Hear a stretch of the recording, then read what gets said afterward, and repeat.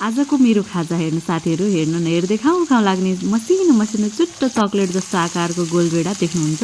एकदमै मसिनो, यो चाहिँ जहाँ पाए त्यही पाउँदैन। यो चाहिँ विशेष गरेर गर्मी ठाउँहरूमा, धेरै पानी नपर्ने ठाउँमा चाहिँ एकदम धेरै फल्छ है। हाम्रो यतातिर चाहिँ अलिअलि हुने। मलाई चाहिँ एकदम डर लागेको भएर मैले चाहिँ यो 2 बोट लगाएको थिएँ। र अनि आज चाहिँ मैले यसको अचार बनाउँदैछु मजाले।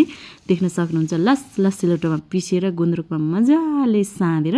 अनि एउटा लसुन पनि थियो होइन, अबको सिजनमा त अरू लसुन सक्यो। अनि यो गाना लसुन चाहिँ मैले मसिनो गरेर टुक्रो बनाएर काटेँ र यसलाई मजासँगले चाहिँ गुन्द्रुकमा मलेर रेडी गरिसकेको छु साथीहरू।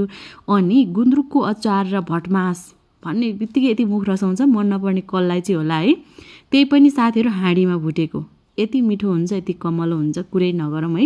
यो चाहिँ खाने साथीहरूलाई मात्रै मनपर्छ, फेरि जो पाए त्यसलाई मन नपर्न पनि सक्छ है। मलाई चाहिँ एकदमै बेस्ट लाग्छ।